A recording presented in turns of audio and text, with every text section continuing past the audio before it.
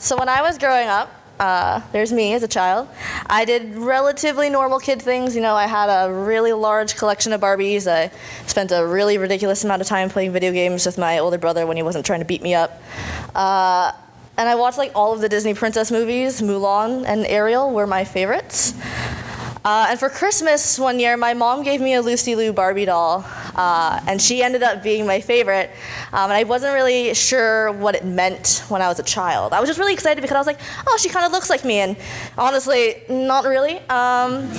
She had black hair, and that's as close as I could get. Most girls around that age at the time, like, they try to look like Barbie. Like, that's a thing that a lot of girls are struggling with now. They want to lose a lot of weight. They want to have that same figure and posture as Barbie and have like the perfect blonde hair and blue eyes. But growing up, I wanted to look like Barbie in the sense of I wanted her like skin tone, her eyes, and her hair, and the way that Hollywood deemed that she was acceptable for what they wanted to be on TV. So when I was growing up, I didn't want to grow up to be a firefighter. I wanted to be white as a child. I grew up in the city and the country of Singapore. Our first language is English, surprise, surprise. So it wasn't a whole lot of different. Like, I was born here, so we eventually moved back around 2004. And race wasn't really a thing. I didn't think of it as a thing when I was in school. But there were a lot of little comments that I got from people that was definitely kind of a subtle jab, or like it wasn't like malicious in any way, but it were like little reminders that I wasn't quite part of the crowd. You know, how do you blind an Asian? You grab dental floss. Thanks for the reminder that my eyes are small. You know, people are always asking me like, oh, you look so different than an Asian, or you look pretty white for an Asian. Thanks a lot. You know, people come up to me with snacks that they buy from TNT, and they ask me to translate it for them. Not so offensive when they're friends, different when they don't know where I'm from or what language is on the packaging. So it can be a kind of rude. Like, during high school, a lot of teachers tended to group me with the kids who had just moved here, assuming I could translate for them. I don't speak any other languages. A little bit awkward. High school, just like in Mean Girls, we had a lot of cliques in school. And just like in the movie, a lot of the Asians tended to sit together, and they had just moved here. And of course, it was a bit of a struggle for them because they were just learning to speak English. But because I didn't speak any other languages, I couldn't really sit with them. I was very well aware of the fact that I was the only Asian in my groups of friends, and they were very well aware of pointing that out to me.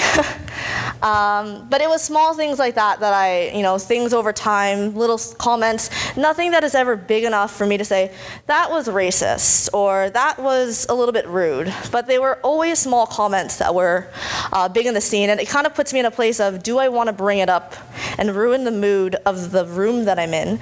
Or do I want to seem like I'm way too sensitive and I'm taking it like over the top when, oh, it was just a joke?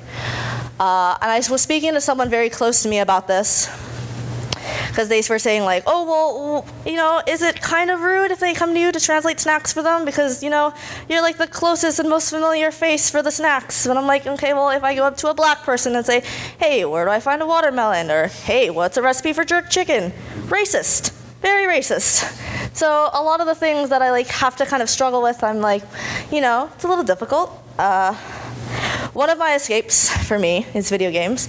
I go to tournaments, spend a lot of time on there, so I don't do all of my homework. And I don't really know if it was an escape for me, but in video games as well, I didn't really have a role model to look up to. It's difficult to find women as protagonists, very difficult to find Asian women as protagonists. This is a game called Mirror's Edge. The main character's name is Faith. This is the very first female Asian protagonist. This game came out in 2008. And there was still debate over this character because her features are very exoticized and she has very extremely slanted eyes. So a lot of the Asian community didn't like her.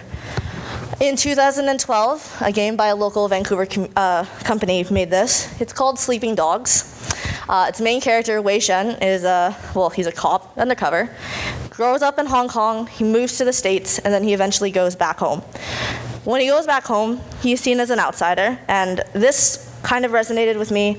It was a really big deal, and like growing up, I never thought of me as like wanting to be white or having these racial issues.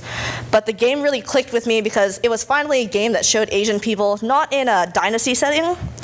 we got to be modern Asians in just like regular day life, so that was nice.